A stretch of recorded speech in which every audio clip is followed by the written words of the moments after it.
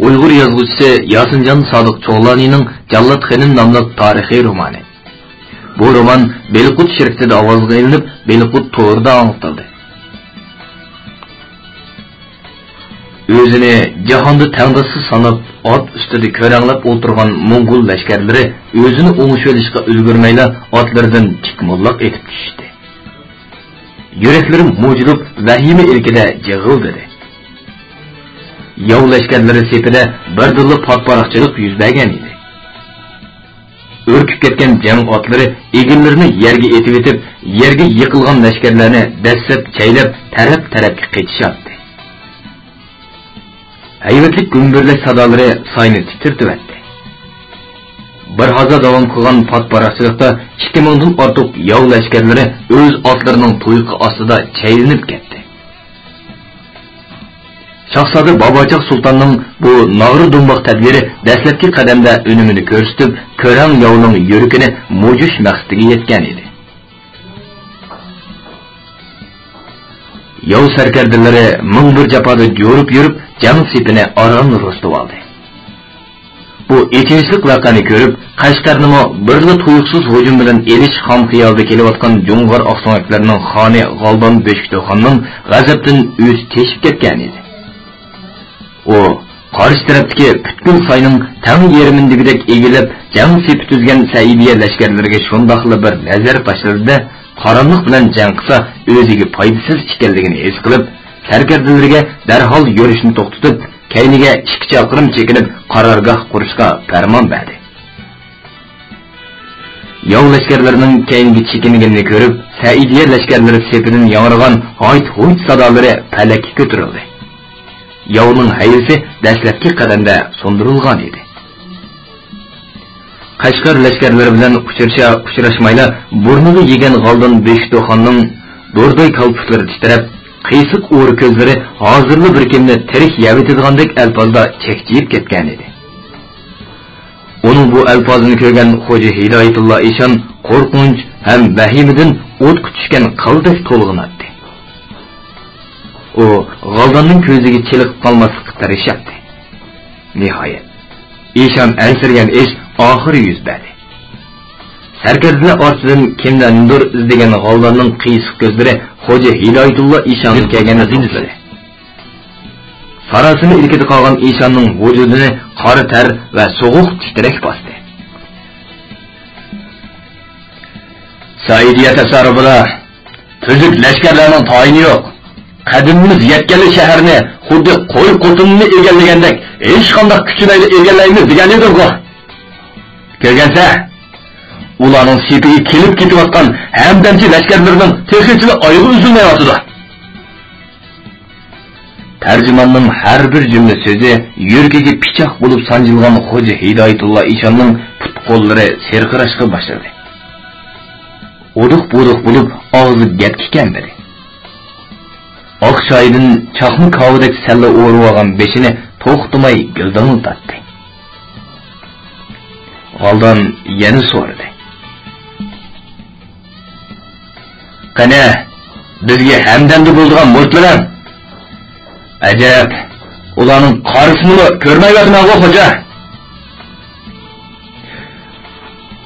Tangrim, G'aldon xo'jamga madad berib, uni xalqni musibatga yuzlantirgansan. Onun zulüm sistemlerden özün saklığaysa. Kimi de adalettan hocam, tümenligen murtulu hidayetçi sopi lashkarlari bugün ati içide kep hizmetleri de buludu. G'aldon Hidoyatullo Eshonga yana bir nima deyish uchun eg'izini o'marlab turishiga bargohi oliga oldirish kirib kelgan chaparman yerga muhli taslandi. Shavkatli Xalqon olimlari ma'lum bo'lg'ay. Saidiya lashkarlari nog'ir so'na kelib jangga yotdi. G'aldon ortiqcha gap qilmay chedirdan sirtqa maqdi va chedan turib org'imizga bir sahrabla menib lashkarlarning oldiga o'tdi. Gerçi Hidoyatullo Eshon qo'rqib tursa-mu, uningga so'ngdashdi. G'aldonning o'ng tarafida 15, so'l tarafida 15 jami 30 sarkardasi uchisiga beliq qasırgı şekillik mis tömürden yasalgan savut kiyib olgan bo'lib, jang qurollarini tutishgunicha sürlik turishadi. Ularning gohlari beshiga dubulg'i kiyib olgan, gohlari yalang'ochtoq edi. Shu asnoda Saidiya lashkarlari orasidagi nog'ri so'nay ovozlari to'xtab, tun qora arg'amoq minib olgan Shahzoda Bobochoq Sulton 5 gaz uzunlikdagi po'lat naysisini o'ynatgunicha ot choptirib chiqdi-da. Yov qo'shiniga bir o'q yetim orliq qoldirib to'xtadi. Beshiga olmos ko'z qo'yilgan yarishimliq yechil salla o'rib olgan. Uchisiga o'tqashdek qizil zarbob to'n kiyib, berini qashtashi kamar bilan bog'lab olgan. Ot ustida o'ltirsimi, xuddi o'rib turganda ko'rinadigan Shahzoda Bobochoq Sulton xuddi yelinjab turgan bir parcha yolqindek ko'rinadi. Uning bu so'ratlik g'aymur dastiga qarab, yov sarkardalari ixtiyorsiz opirin o'qishdi. Hech qanday jam kiyimi kiymagan bu yigitning jasur turqi G'oldin Beshto'xonning aqlni lol qilgan edi. U yenidagi Hidoyatullo Eshondan so'radi. Aytqana, bu Bahodir Azmatkan. U Dahri Sulton Ismoilxonning shahzodasi, ismi Bobochoq Sulton, Qashqarning noyib va amiri, deb oldirish tinish javob berdi Hidoyatullo Eshon. O'g'ilxoni, deb jarohlik ovozda adab bilan so'zildi. Bobochoq Sulton oltin rang cho'chilib yechil soyban ostida yeniyib o'tirgan G'oldinga qarab. Sening saltanating bilan Saidiya saltanati o'tirsida hech qanday nizo adolat yo'q edi. Har ikki hududlik o'z tasarrufidagi zaminga egdarchilik qilib, o'z qavmidagi ra'yatning xotirjam tirikchiligi uchun saltanat tizginini adolat bilan tutib o'ltirmog'i lozim edi. Ama sen eli vadisini egallab oldin. Keyin qumul ziminiga besib kirib, ko'p parakendlik soldin. Mana endi qishingdagi ovu munofiq Eshonning sehri afsullariga oldinib, o'zingni chaqlamay bo'sig'ini ustiga bostirib kelishga petinibsan. Bilginki, o'z qavmimga vafo qilmagan, yotlarni boshlab kelishdan qilchilik orlanmagan bir munofiqdan sana qilchilik vafo kelmaydi. Aqlingni ishga buyursang, helim o'lgursa, etingning tezginni darhol orqaga buradi. O'z tasarrufingga 100 obro'ying bilan ketib ol. Agar talbi niyatingdan yanmay ekansa, uningga mayli. Saidiya tasarrufidagi shir yurak azmatlar sana va lashkarlaringga allaqachon ajal qilishlarini yalang'ochlab qo'ydi. Shuni bilib qolginki, birov yana birovning zimin tuprog'ini mangulik istilo qila olgan emas. Bu ziminning bağırdan uzuq olgan har bir odam, har bir giyoh va tog'ut tashlog'icha sening qiyomatlik dushmanidir. Tarjimonning so'zlariga birma-bir quloq solib turgan G'oldin Shahzoda Bobochoq Sultonga qoyillik nazar bilan birni qarab etdi-da, "Olni nimalandir" deb jiddiy qoldirdi. Xo'jasining so'zi tugishaman tarjimon Bobochoq Sultonga qarab so'zladi. Ey Bahodir Azmat! G'oldin Beshto'xon oliylarining javobi quloqsa, xon oliylari shunday deydi-ki, biz shuncha safar mushkulotlarni tortib, Qashqarning bo'sig'isiga kip bo'ldik. Saidiya bahodirlari bilan biror marta jangbozlik mahorati sinashmay ketib qolsak, yuzimizga va shonu shavkatimizga sat bo'lib. Shunglashqa avval elishib baqayli. Biz yig'ilib qolsak, sendan va xalqingdan afu so'raymiz-da, darhol orqamizga yanamiz. Navoda sen yig'ilib qolsang, darhol oldimizga kelib tizilib, gunohingni tilaysan va Qashqarni bizga topshirsan.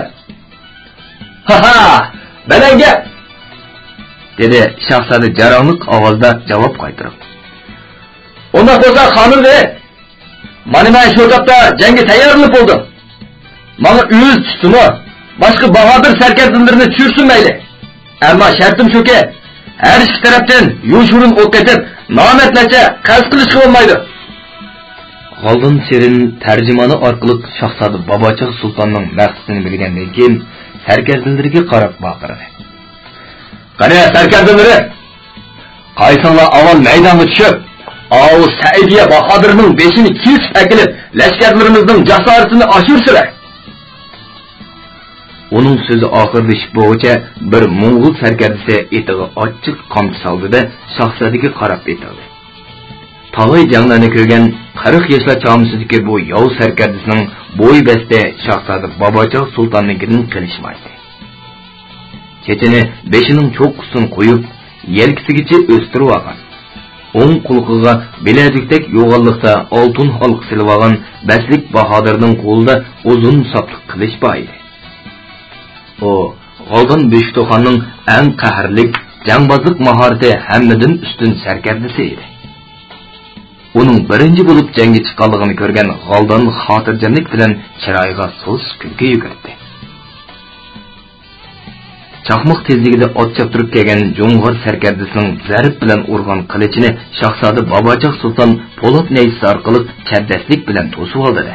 Naysini shaqqirda tortib olib, ta'tir ko'rib dastisi bilan Mo'ng'ul sarkardisining naq beshini challab bordi. Shahzodaning bu to'yuqsiz darbisi yov sarkardisining o'tkir nazaridan qechib qutulolmadi. U o'zini chaddaslik bilan o'ngga tashlab, etining beqiniga tashladi. Bobochoq Sultonning naysi havoni shartda kesib to'xtadi. Her iki palvonning yuqori jangbozlik mahoratiga qoyil bo'lgan ikki tarafdagi sarkarda lashkarlar qiyg'os cho'qonlari bilan olqish yang'atdi. Shahzoda Bobochoq Sultonning Po'lat naysi go'yo tog'larni o'tni to'shib qilib atgandek qudrat bilan sanjilsa, yov sarkardisining uzun dastik qilichi xuddi har qanday mustahkam narsani kesib, pora-pora qilib etadigan alpozda chepilatdi. Ammo bu hujumlardan ikkili sarkarda o'zlarini apchillik bilan elib qochadi yoki chaddaslik bilan mudofaa ko'radi. Ular shu tarazda bir osh pishimgacha elishdi. G'arbi qisqanjilayotgan quyosh bu ajoyib yuqori saviyalik jangbozlik mahoratini tomosha qilishdan qiymayotgandek qip-qizil ranglanib asta-asta ilgarilamoqda edi. Uning qizg'ush nurida kun go'yo bir parcha o'tdek tovlanib ko'zni qamashtiradi. Nefis, yengil kiyingan Shahzoda borgan sir ruhlanib ketgan bo'lib, bir chorak eg'irlikdagi Po'lat nayzini go'yo bir tal yekanni ko'tarib olgandek apchillik bilan o'ynatib, Mo'ng'ul sarkardisining ko'zlarini ola-chakman qilib etadi. Shahzoda nayzini o'ynatib, goh o'ng yondan, goh so'l yondan hujumga o'tadi. Uchisiga eg'ir mis savut kiyib olgan Mo'ng'ul sarkardisi qora terga cho'milib ketgan bo'lib, borgan siri qo'li shamay asrab qolgan edi. Shundaqdimi raqibining beshiga jasorat bilan qilish chapatdi. O'ziga zarb bilan sanjilgan nayzini apchillik bilan to'sdi. O'ylamabdikanman. Saidiya sarkardalarining orsidimi mushundaq shirsifat Bahodir azimatlar borkanda. Davatda G'oldan Beshto'xon Shahzodaning jangbozlik mahoratiga qoyil bo'lib, shu topda u o'z sarkardisining hujumiga o'tishdan bara-bara mudofaaga tushib qolganligini ko'rib, mayuslanib qolgan edi. Satyamuni Amita Buddha. Avalukta Ishvara Buddha. Büyük Acari Dalai Lama Burhanu Hazreti. Sailiya tasarrufida yengilib, sharmandalarcha oqibatga qilishimdan o'zing saqlaysan. Sarkarda lashkarlarimga kuch-quvvat ato qilib, bu xalqi yavash, tuproqqa munbatsimini tasarrufimga erishimga madad qilgaysan. Bu qatamqi yurishda nusrat qozonsa, sadoqatman Budda muxlis bo'lish sifatim bilan 100 joyga sangram ibodatxona soldirib, haqiqiy hurmatimga behisob nazr niziyat qilmayman. 900 rohibni 9 oy 900 marta nun betik o'qitib tilovat qildirgayman. G'oldan Beshto'xonning g'amga petib, ko'zini mahkam yumib ko'rgan yana bir sarkardisi xon xo'jasidan ijozat olmayla etiga qamchi soldi-da. Erib oldin ketaylab qolgan Mo'ng'ul sarkardisiga hamdamli bo'lish uchun uchi ushluq, ikki bisliq qo'sh shamsharini ikki qo'lda pullanatguncha Shahzoda Bobochoq Sultonga tashlandi. Shu hamon Saidiya lashkarlari sepidan Vongchong ko'tarildi. "Namak qildi, lazim to'midi. Birga bir chiqmida imonsizlar. Shahzoda ijozatsiz hech kimning o'z beshimchilik bilan jangga tushishiga ruxsat yo'q deb jikilganligi uchun o'rinbosar amir lashkarmi nima qilishni bilolmay vahima ilkida yog'ochdek qetib qolgan edi. Bizmi Hamdamga sarkarda chiqiraylik, dedi Oqsu amiri o'rinbosar amir lashkarga qarab. Ijozat bersa sarkarda, vali ahdiga men Hamdamda bo'lay.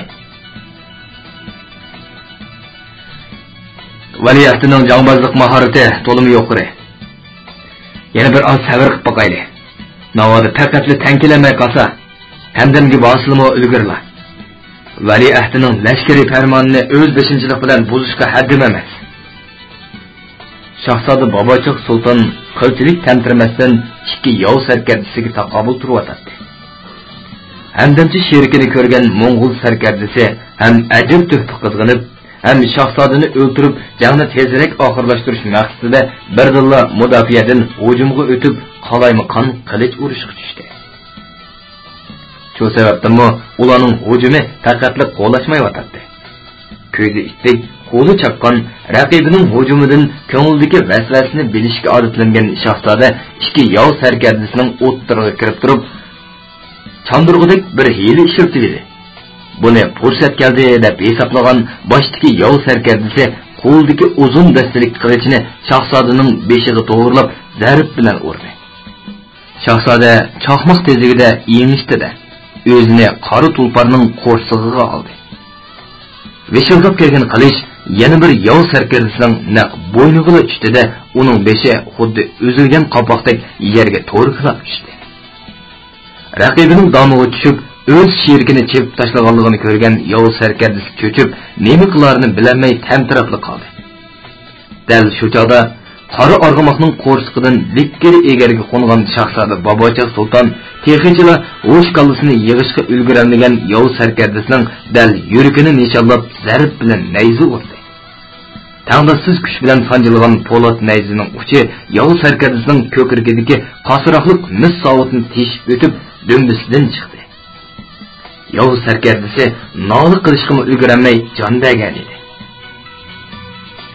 Qarab turib, ikki sarkardisidan ayrilgan g'aldan qattiq cho'chida qisos elishga otlangan yana bir sarkardisini telidibay chaldirib qaytirib oldi va qo'shinga 10 chaqirim chekinishga farmon tushirdi. Mo'ng'ul lashkarlarining chekinganligini ko'rgan shahzoda Bobochiq sultonmo o'z qo'shinining sepiga qaytdi. Bu chog'da sharqiy ufqdan ko'tarilgan tun pardasi yeyilishga boshlagan edi. Saidiya lashkarlari kashlik g'izo uchun dumlab tayyorlab qo'yilgan poloni ishtaho bilan oldirash yeyishdida, suvsiz soyda tayammum qilibla qazo bo'lib ketgan asr namozni shom namoziga qo'shib o'tib oldi. Namozni o'tib bo'lgan sarkardalar bargohi oliyga yig'ilib, shahzoda Bobochiq sultonning qalbisini muboraklashdi. Muborak bo'lsin vali ahdi oliylari. Bani Hazreti Ali Shohi Mardon pirimizdek bahodirlik ko'rsatdilar. Yov lashkarlarining yuragi qapidan chiqib ketdi qaraymi. Balki shu chekinishida oldi keyniga qaramay qochqanda ular. Ey natoyin juma, lavzida turamda ul lashkarlar. Lavzid tumsa jajisi o'lim-chu. Yov chekindigandek emas. Uzun sayning o chetidagi tog'ning bag'rida qarorgoh quribdi. Undaqda ehtiyot qilmoq kerak. Navoda kechida qarorgohimizni bosqin qilib qolsa, g'aflat qolmayli yana. Ol bosqinchilarning lavzida turdigan turmaydiganligi menga noma'lum, dedi shahzoda Bobochiq sulton sarkardalarining tog'ash tortishini ko'ngil qo'yib anglagandan keyin so'z edi. Ammo bugun kecha qarorgohimizni bosqin qilishga petinolmaydi. Chunki birinchidan ular Qashqarga to'yuqsiz hujum qilish muddaosida Oqsudan yo'lga chiqqan peti tuzi kerak orom olmaganligi uchun erib charchidi. Ikkinchidan lashkarlarning jasorati sundi. Uchinchidan bizning lashkariy kuchimizni mo'ljallashga amalsiz qoldi. Bo'kturni qo'ydi deb gumonlandi. Agar qarorgohimizga keçid tegish qilish niyati bo'lsa, tog' bag'riga qarorgoh qurmaydi. Ular bugün kecha xotirjam aram elib olish uchun orqa tarafdagi tog'ni himoya qilib qarorgoh qurgan. Tarma. Lashkarlar bugün kecha xotirjam aram olg'ay. Yetakchilar bir hafta ko'paytirilib, har osh pishim vaqtda bir qitim almashtirilg'ay.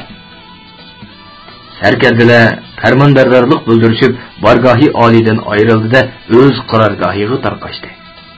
Shahzoda Bobochiq sultonning mulohizasi to'g'ri chiqqan edi. Bu kecha tep tinchli o'tdi. Anlavatganlar Belqut to'ridan anlatilgan ovozliq asarlar sahifasi. Tunji qitimliq mag'lubiyatiga tan bermagan Xoldon Beshikto'xon bargohi olidagi yo'g'iz terisi ustida xiyol surib o'tiradi. U qo'l ostidagi sarkardalari va ming tasta itoatiga kirgizgan Mo'ng'ul qavmlar oldida yuz obro'yining to'kilishidan ansirab, chekinishdan yoltiyib qolgan edi. Ammo oldida kuchlik yov tishtirnig'icha qarshilik ko'rsatib, uning ilgirlash yo'lini to'sib qo'yotdi. Shu topda u o'zini bir parcha o't yolqinning ostida qolgandek sezdi. Sakyamuni Amita Buddha. Men ming bir jafolar ve qonliq bedeller bilen tütkül Moğol dalısıdaki Qo'shin, To'rg'at, Dörgüt qabilelerini boysundurup, Jo'ng'ir qabilesining hukmronlik o'rnini tishlab, Moğollarning tütkül Töt Uyruq qabilesining qonu haqoni bo'ldi. Ömrüm yar berse, Munbat Saidiye ziminni, ondan g'arbga yurish qilib, ulug' buzrukvar babai haqonimiz Temüçin'nin şevketlik saltanatini qayta asliga keltirmoqchi edi. Ammo ishning beshidilar Saidiya tasarrufida kuchli mag'lubiyatga uchrab, amalsiz qelyapti. Senden talaydiganim shuki. Büyük maqsadlarimni amalga oshirish uchun madad berib, cheksiz kuch-qudrat, musibat va omad ato qilg'aysa. Talımashni ergashtirib, bargohi oliyga kirib kelgan Xo'ja Hidoyatullo Eshon G'aldonning hasratlik nadomatini uzib qo'ydi. G'aldon Hidoyatullo Eshonga shundoqli bir nazar tashladi, parvosizlik bilan boshqa tarafga qarab oldi.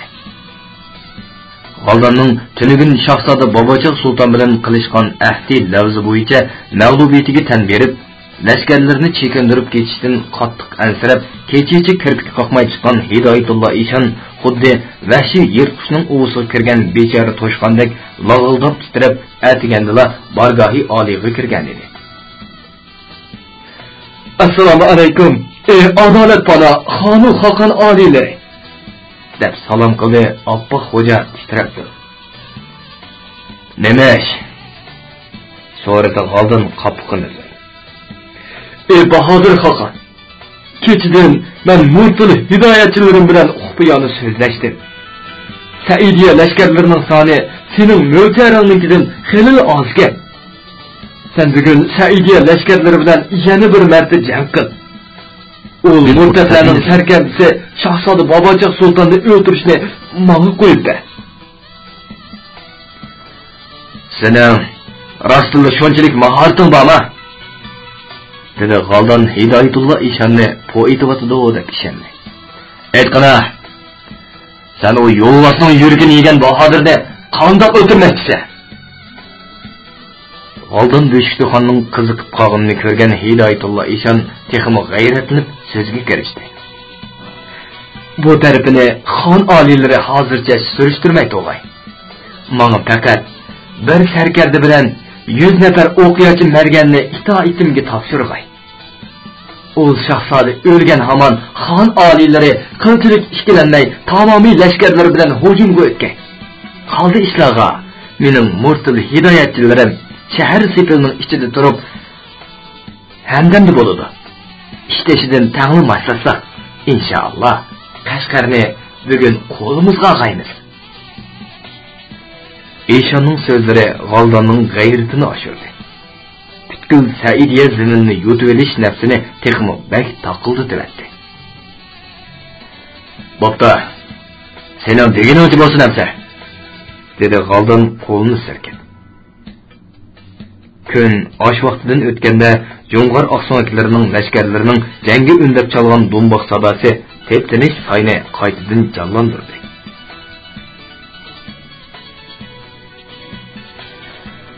"Yo'q lashkarlari yana jangi undayotdi", dedi bargohi oliga oldirib kirgan chaparman Shahzoda Bobochiq sultonga salom berib o'tgandan keyin.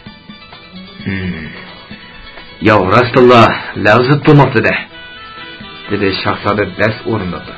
"Farmon! Lashkarda darhol jangga tayyorlanay." "Menimcha, ostondan hamdamchi lashkarlar kip bo'g'icha jangga chiqmay tursak", dedi Oqsu amri Shahzoda Mutosa. "Jangga chiqmay turvasak, ular qarorgohimizga tegish qilish qilmaydi. Bir necha kun mushundaq medirlamay turvasak, lakmonlagan lashkarlarga ozuq-tulik yetishtirolmay o'zligidan chekinish mumkin." "Janoblarning bu maslahatim to'g'ri", dedi Shahzoda o'ychanlik bilan. "Ammo bu so'miz töviga bostirib kelib, jangga undayotgan yovning oldiga chiqmay yetib olsak, to'limi qo'rqinchaq qilgan bo'lib qolmaymizmi? Xotirjam bo'lsizlar. Bugun yana ikki yov sarkarisining beshini tendin judo qilmoqcha jangdan hargiz qaytmayman." Shahzoda shundoq dedi-da, uzun po'lat nayzasini elib bargohi oliydan chiqib ketdi. Boshqa sarkarlar darhol uningga ergashdi.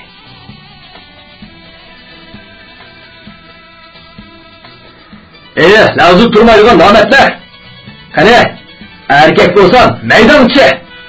Senlarga nayzamning ta'mini yana bir qatim ketib qo'yay", dedi jang maydonining o'ttirisiga kelib turgan Bobochiq sulton chopchib turgan qora org'imig'ining tezginini tortib turdi.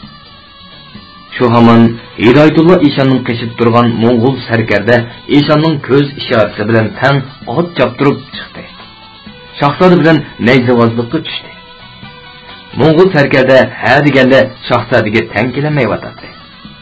U bir necha marta ilishgandan keyin naysini shundoqla bir sheltida Shahzodaning mudofiya ko'rgan vaqtidan foydalanib, etining beshini shaqqada kayniga borib, o'z sepiga qarab qochdi. Amdili qizishga boshlagan Shahzoda uni tirik tutib olish ko'yida kayndan qo'g'ladi. U Mo'ng'ul lashkarlarining sepiga borgan sari yiqilishmoqda edi. Hidoyatullo Eshonning kutgani dal shu edi. 30-40 qadam orliq qolganda Eshon atrofidagi 100 marganga qarab qo'l sheltadi. Shu hamon nomatlarcha etilgan o'q Shahzoda Bobochiq sultonga qarab beshildab uchishga boshladi. Garchi Shahzoda chaqqonlik bilan naysini choqpalak shaklda parqiltib mudofiyalanishga uringan bo'lsa, 10 necha tal yo o'qi ko'krigiga sanjilishga ulgurgan edi. Eg'ir yaralangan Shahzoda otdan yiqilib tushmaslik uchun egarning qo'sh beshini mahkam tutib yengishdi-da, otning beshini o'z sepiga buradi.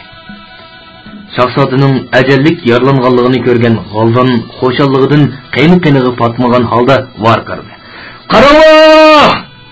Shu hamon to'manligan otliq yov lashkarlari Saidiya lashkarlari sepiga ot soldi. Shahzodaning eg'ir yaralanganligini ko'rgan Oqsu amiri jon jahli bilan varqirib aytdi. "Namat qildi! Imonsizlar! Bunimi to'zon chiqib, to'plar etinglar!" Shahzodani qutqizish uchun o'qdek ot choptirib qolgan ikki sarkarda Shahzodani ikki tarafdan yo'lab o'z sepiga akilib oldi. Saidiya lashkarlari otgan to'fan, chiqin to'plar to'xtamay guldirlaydi. Ot choptirib bostirib kelayotgan yov lashkarlari kuchli portlash sadosidan ot botlari bilan tikmo'lloq tushdi. Bir maydon quchoqlashma jang boshlanib ketdi. Qilish nayzlarning bir-biriga urilishdan chiqqan jarong-jurong sadolari, lashkarlarning qirchop deb nari tortishlari, ajallik tig' zarbasiga uchirgan lashkarlarning echinishlik dod faryodlari butkul sayni larziga keltirib o'tgan edi. "Shari chiqinova!" dedi borgan siri shuflab ketib qolgan Shahzoda. Saidiya lashkarlari jang qilg'ach chekinishga boshladi. Yov lashkarlari har qadamini yuzlagan lashkarlarning hayotini badal qilib ilgirlaydi. Saidiya lashkarlarining shu qadar qaysarligi G'oldonni hong-tong qoldirdi. U Saidiye lashkarlarining sonining o'zining mo'lcharidagidan xilli oz ekanligini his qilib yetgan edi. Shunga u lashkarlarining bir qismini Udul Qashqar shahriga hujum qilishga farmon berdi.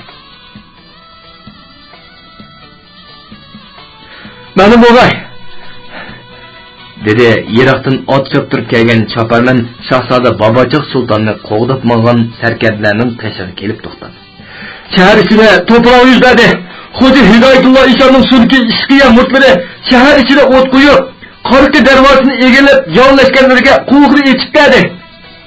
Bu chaqda Shahzodaning gap qilug'idek majoli qolmagan edi. "Undaqsa, meni yaxtini qo'ldab darhol ostonaga chekinayli", dedi Oqsu amiri ortiqcha o'ylanib turmaydi. "Balkim yo'l ustida hamdam kelgan xon lashkarlari bilan uchrashib qolamiz." Ular mingga yaqin navkarning qo'riqchiligida ostonaga qarab chekindi. Oldinning lashkarlari ching tush mahalda Qashqar shahrining 4 darvozasini butunlay egalladi. Yarim kunlik jang shundoq dahshatlik ilib berildi. Saydin suv darvozasigacha bo'lgan yer yuzi Saidiya va Jung'ur lashkarlarining jasadi bilan to'lib ketgan bo'lib, tuproq qip-qizil qon bilan bo'yalgan edi. 30 mingdan ortiq odamidan ayrilgan g'oldan g'azabdan osh qolgan yirtqichdek haybatlik o'rgirdi. Barliq o'ch qisosini beguna Qashqar aholisidan oldi. Anglayotganlar Beliqut to'ridan antilayotgan ovozliq asarlar sahifasi. Bugun Saidiya xonligining ostonasi Yekan shahrining Jung'ur oqso'niklari qo'shinining muhosirada turganiga dal 9 kun bo'ldi. Shohinshindagi oltin taxtda g'amkin o'tirgan Sulton Ismoilxon o'g'li Shahzoda Bobochiq sultonning musibatidanmi yoki shahar bo'shig'i tuvadagi yovning dahshatlik iskanjisidanmi aytavur xilli jo'dab qolgan edi. Shundoqli qargan kishiga beshidagi olmos ko'z qadalgan shahona sallisi bilan uchsidagi shahona zarbot to'ni baslik xilli cho'ng kelib qolgandek to'yg'i beradi. Choch soqollardagi oq xilli ko'payib qolgan edi. İçidan o'rlab chiqqan pig'on yurak bag'rini zardobga to'ldirib o'tgan edi. Marhum Amir Kabir Mirza Boboga qaslab o'ldirilish voqeasidan keyin nima uchun hushimni yig'maganda mana?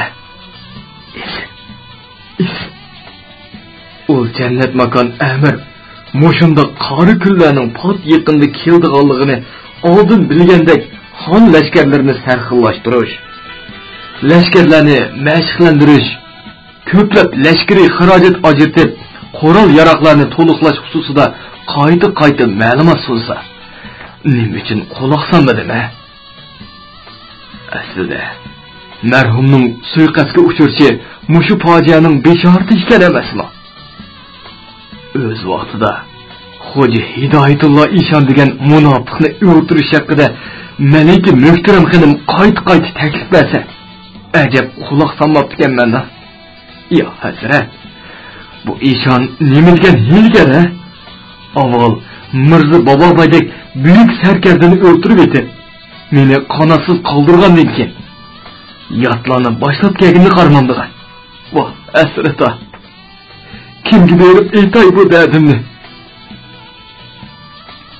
Sulton Ismoilxon birdillik xiyolining oyig'ini yig'ishtirdi-da, Amir sarkardalar orasida nimigadir norozi bo'lib, chiroyli aygmi qoshlarini yemirib, ta'til qarab o'tirgan Malika Muhtaram xonimga qaradi. Bu lashkariy farmon Malikam. Men bir buyuk saltanatning posiboni bo'lish suhbatim bilan sizga, yana kelib, ordu muhofazachilar qo'shinining sarkardasiga farmon beryapman. Shunga lashkariy farmonga shartsiz bo'ysunishingiz kerak. Darhol tayyorlik qiling. Bugun kechada yo'lga chiqing. Siz qilmoqchi bo'lgan ish bo'shig'i to'yimizdagi yov bilan jang qilgandanmi muhim. Sulton Ismoilxon buningdan 3 yil ilgari Malika Muhtaram xonimning bir tuqqan akasi, jiyan o'g'li Muhammad Emin Bahodir xon bilan saltanat ishlarida ozorlashib qolganlik sababli taqatli aloqa qilishmagan edi. Mana endi rahimsiz yov ishik oldiga kelib devaylab turganda Mirza Avazbek, Mirza Haydar Davlati qatorliq sarkardalarning maslahati bo'yicha hamdamga kelishga ko'ndirishga Malika Muhtaram xonimni avatmoqchi bo'layotdi. Ilgari chegirini qo'dug'ichi buyuk songun martabasi bilan Saidiya tasarrufida Amir Kabirdan qolsa muhim lashkariy huquq tutib turgan jiyani Muhammad ibn Bahodir xonni Sultan Ismoil xon kelgusida valiahdi bo'lib turgan o'g'lining saltanatiga xavf keltirdi deb qarab, chegirini qo'dug'ichi qismini amaldan qoldirish bahonasi bilan buyuk songunlik martabasini elib tashlab Uchturponning amirligiga tayinlagan edi. Shu sababli Muhammad ibn Bahodir xonning xon tog'isiga xili obdan qo'rsoq ko'piki bor edi. Muhammad ibn Bahodir xonni songlisi Malika Muhtaram xonimdan boshqa odamning qoyil qilinmaydiganligiga ko'zi yetgan Mirza Avazbek Sultan Ismoil xonga bu aqlni ko'rsatgan edi. Chunki mulkiy ishlardan lashkariy ishlargacha to'limi zo'xman Muhammad ibn Bahodir xonning bir tuman kishilik chavandozlarining butkul Saidiya tasarrufida danqi bor edi. Sultan Ismoil xon texichi lomjim demay qopoq turib turgan Malika Muhtaram xonimdan javob kutib tikilib turardi. Tinimsiz xiyollarning bosh oxiri yo'q edi. Ko'nglingizni tushunaman qizim. Shu topda siz hech yerga ketmay, bo'sug'i to'yida hamma qilib turgan bosqinchilar bilan oxirgi nafsingizgacha ilishmoqchi. Buyuk Saidiya xonligimizni halokatlik taqdirdan qutuldirmoqchi. Shuningmi, necha kundagi jangda ajoyib bahodirlik ko'rsatdingiz. 5 nafar yov sarkardisini ajal o'qingiz bilan o'jiqtirib, lashkarlarimizning hayvisini, g'ayrat shijoatini oshirdingiz. Ammo bilishingiz kerakki, yov lashkarlarining soni nihoyatda ko'p. Uning ustiga ularning munofiq Hidoyatulloh ishonning riyokor so'pi darvishlari hamdamda bo'lmoqda. Siz inim Muhammad ibn Bahodir xonni tuman kishilik chavandozlari bilan hamdam kelishga ko'ndira olasiz. Otib o'g'illarimiz qon kechib turgan bu xonlikni halokatdan qutuldira olasiz. Barliq umidim sizda qoldi qizim. Qashqarni elib ko'ranglab ketgan g'oldan ostonni elishning buncha tasligini zinhor xiyoliga keltirmagan edi. Sepillari egiz, qo'uqlari mustahkam ostoni shahardan ko'ra ostonni qo'g'dayotgan Saidiya sarkarda lashkarlarining jasorati uni qattiq hayratga qoldirgan edi. Orqama-orqa elib berilgan uda 3 kunlik maydon jangida 12 sarkardasidan ayrildi. Bularning ba'zini Malika Muhtaram xonim yo o'qi bilan etib o'tirgan edi. Qolganlarini sarkarda Avazbek, Mirza Haydar Davlati qatorliq sarkardalar chetib tashildi. G'oldan Qashqardagi jangda to'limi baslik kelgan shahzoda Bobochiq sultonning jangbozlik mahoratiga qandoq ofrin o'qigan bo'lsa, xo'shpichim tol chiviqdek nozik kelgan Malika Muhtaram xonimga qoyil bo'lib barakallo etdi. Malika Muhtaram xonim jang maydonida paydo bo'lsa, yov sarkardalarning yuragi po'kildab, qalqonlari bilan o'zini daldiga ilishga oron turardi. Chunki Malika Muhtaram xonim ko'zini o'chib qo'yib, qolgan a'zolarini dobulg'i qo'yib, savut va mis zalulg'uch bilan mahkam o'rib yo o'qidan mudofiya ko'rib puxta kiyingan 3 yov sarkardasining naq ko'zini qo'yib atgan edi. Jo'ng'or oqsoqlarining sarkarda lashkarlari Malika Muhtaram xonimning bu tangdoqsiz mahoratini qandoqdir bir sehriy kuchdan kelgan deb his qilishib, munofiqlarga o'zlaricha ishinib qilishgan edi. Qaramliq bilan chaqmoq tezligida ostonni olamaydiganligiga ko'zi yetgan G'aldon Beshikxon sarkardalarning ortiqcha chiqim bo'g'iniga chidab turolmay, hujum qilishni to'xtatib, ostonni muhosiraga elib olgan edi. Sultan Ismoil xon bo'lsa, shaharni mustahkam mudofiya qilib, yovni o'zuq to'lika tugaganda, ondan biroqli hujum qilib chekindirish tadbirini o'tirg'i qo'ygan bo'lsa-mu, sarkarda Avazbek, Mirza Haydar Davlatida yov lashkarlari o'zuq to'liklari tugab ketsa, Qashqar, Oqsuv qatorliq yurtlardan to'liqlaydiganligini dalillab, sirtdan yordam talab qilib, yovni ikki tarafdan tang iskanjaga elib yo'qitish tadbirini o'tirg'i qo'yib, Sultan Ismoil xonni qoyil qilgan edi. Zinhar 2 kunlik to'lmag'aylar Malikam, dedi Mirza Avazbek. Seni Shturpanға berib kelguchimi, eng oz deganda 1 oyga yaqin vaqt ketadi. Uninggacha biz barliq kuchimiz bilan Ostonni qo'g'dab turamiz. Lashkari karvon muqaddasdir. Uningga bo'ysunmaslikqa hech kimning haddi emas, dedi Mirza Haydar Dog'lati Malika Muhtaram xonimni ogohlantirib. Sarkarda oliylari, lashkari ishlarni muhim deb turgaylar. Orqama orqa qo'yilgan talablar oldida Malika Muhtaram xonim oxiri ma'qul bo'lishga majbur bo'ldi.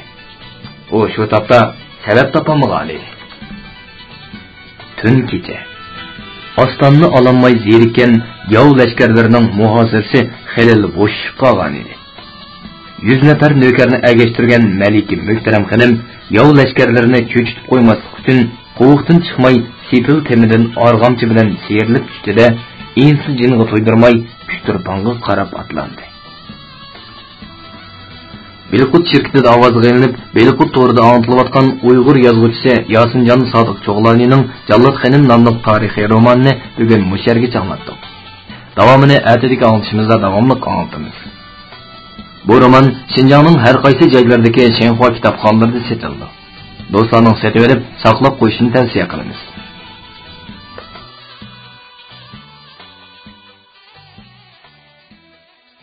Belqut xazinasi Uyg'ur xalqining urf-odat, nashr shaxs ibodat, maqol tamsil, cho'chak, rivoyat qatorliq Uyg'ur madaniyat xazinasidagi bebaho go'harlar. Karton ilpa, qonun nizom, ishorat tili, tan tarbiya, fizika, ximiya qatorliq 600 dan ortiq kasbiy sohadagi Uyg'urcha, xanzucha, ingliz 3 xil til, 6 milliondan ortiq so'z, ovoz ham surat birgalashtirilgan kompyuter yumshoq detali. Bilmaganni Belqutdan bil. Belqut xazinasi